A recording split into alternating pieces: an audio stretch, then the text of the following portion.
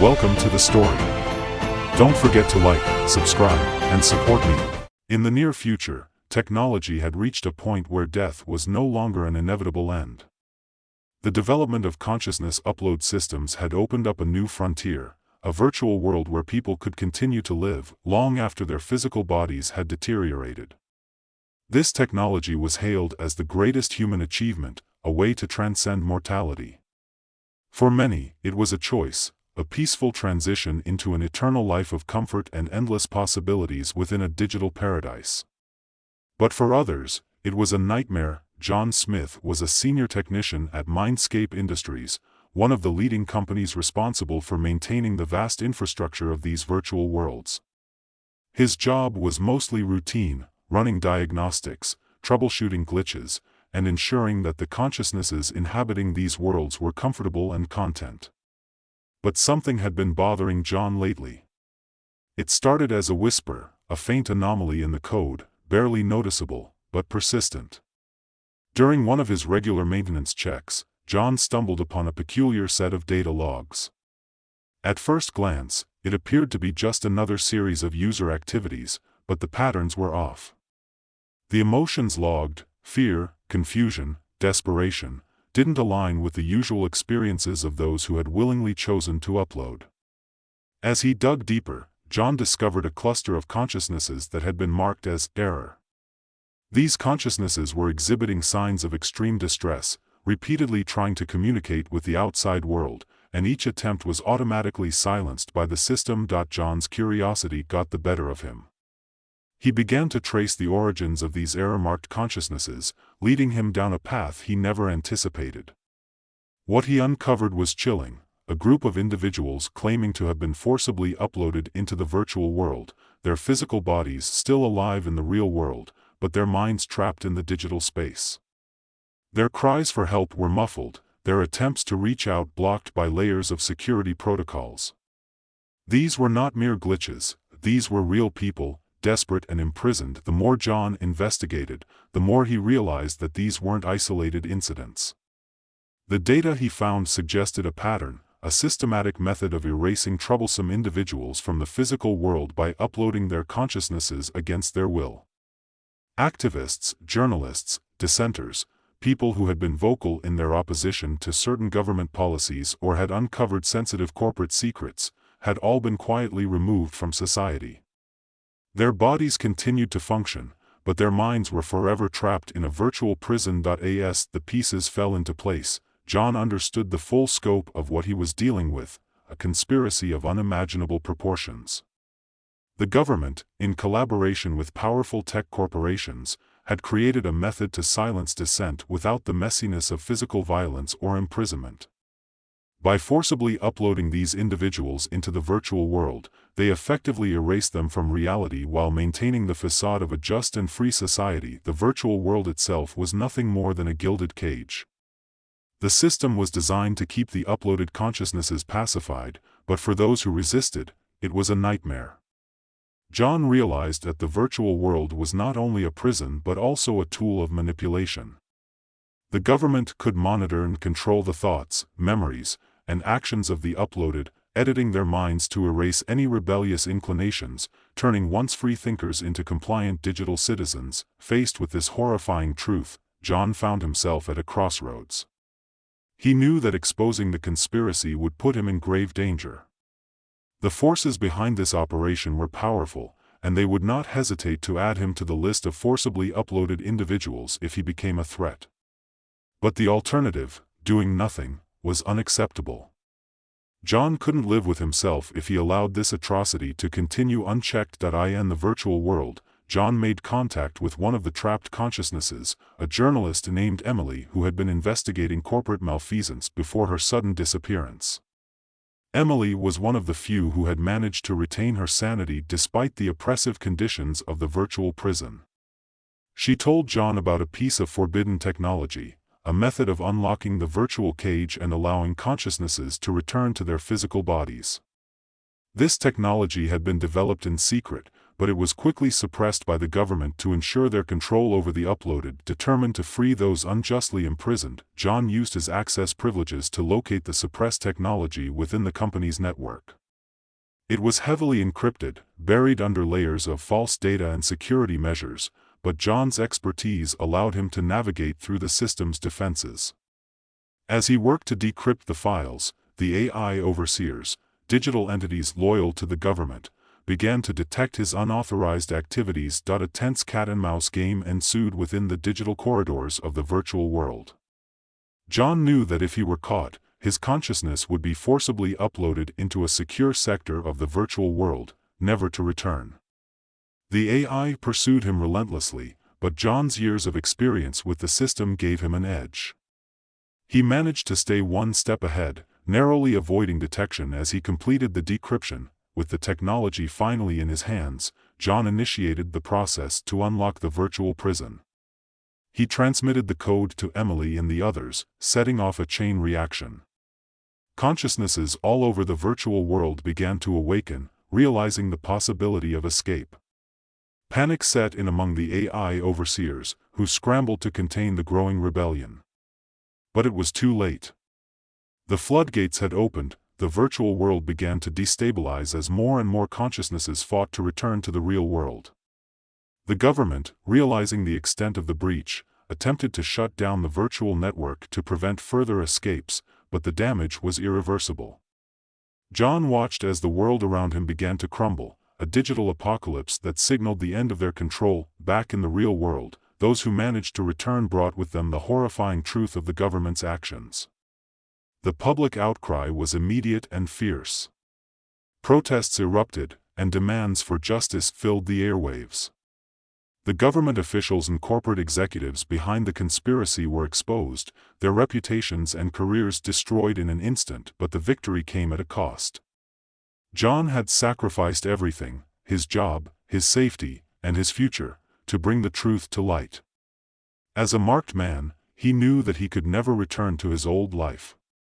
With the government still in power and the corporations still influential, John became a fugitive, living in the shadows, constantly on the move. The story ends with John and a small group of allies, including Emily, continuing their fight against the remnants of the system that had once enslaved so many.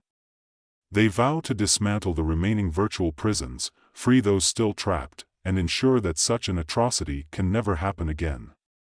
The struggle is far from over, but John's actions have sparked a revolution, one that will reshape the future of both the virtual and real worlds. John knew there was no turning back now. As the remnants of the virtual world crumbled around him, he felt the weight of his decisions bearing down on him. The escape was chaotic, consciousnesses flooding back into their physical forms, disoriented and fearful but alive.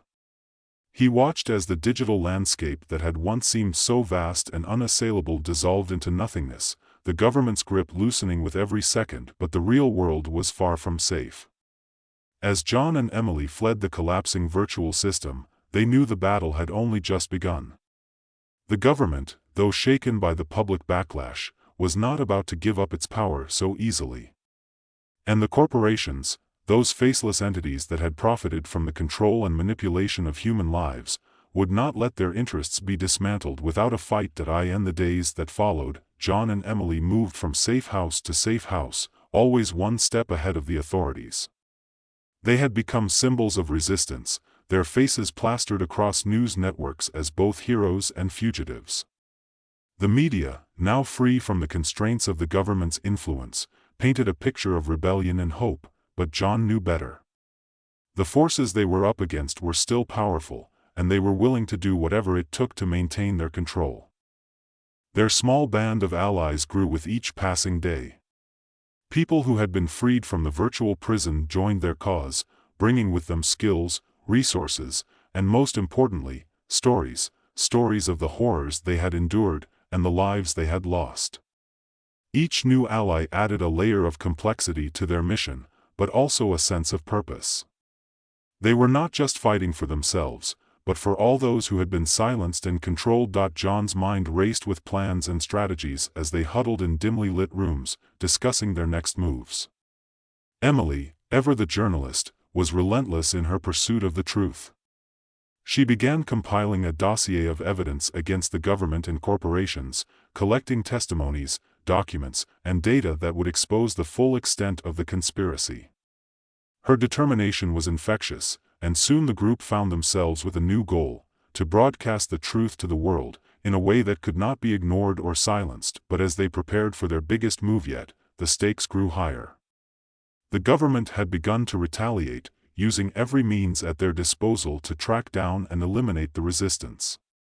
They deployed teams of agents, armed with the latest in surveillance technology and deadly force, to hunt down John, Emily, and their allies. The streets became more dangerous with each passing day, and the tension within the group began to mount. It was during one of these tense nights that John received a message from an unexpected source. A high-ranking official within the government, known only by the codename Ghost, had reached out, offering information in exchange for protection. The message was cryptic, but the implications were clear. There were fractures within the government, and not everyone was on board with the extreme measures being taken to suppress the truth. John and Emily debated the risks. Ghost could be a trap, a ploy to lure them out into the open. But the potential rewards were too great to ignore. If Ghost's information was legitimate, it could be the key to bringing down the entire system. They arranged a meeting in a secluded location, taking every precaution to ensure they weren't followed. When they finally met Ghost, they were surprised to find a middle-aged man, weary and disheveled, but with a spark of resolve in his eyes. He handed them a data drive, containing what he claimed were classified documents that detailed the entire consciousness upload operation, how it had been conceived, implemented, and expanded beyond anyone's control.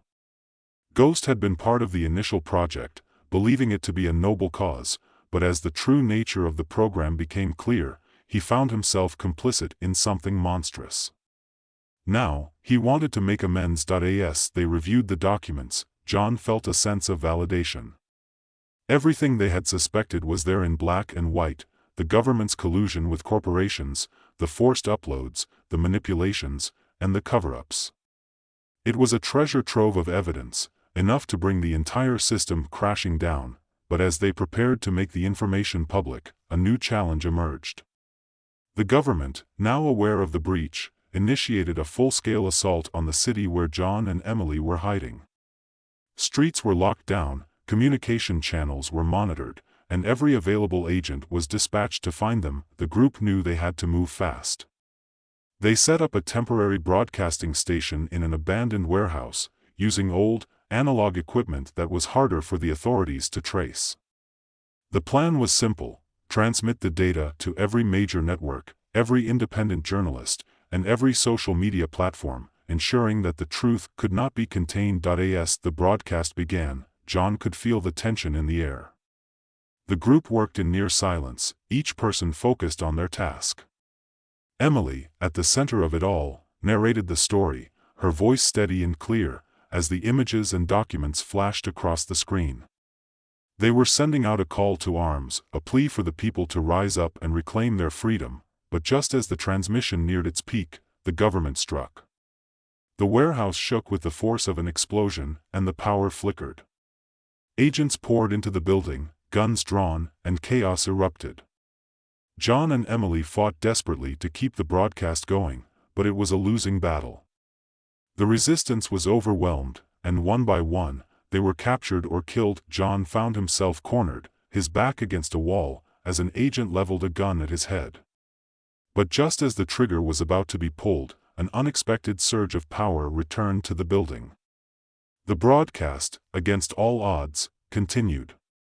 It was Emily, wounded but determined, who had managed to reroute the power from an auxiliary generator, keeping their message alive. The agent hesitated, the realization that their efforts had failed sinking in. And in that moment of hesitation, John made his move.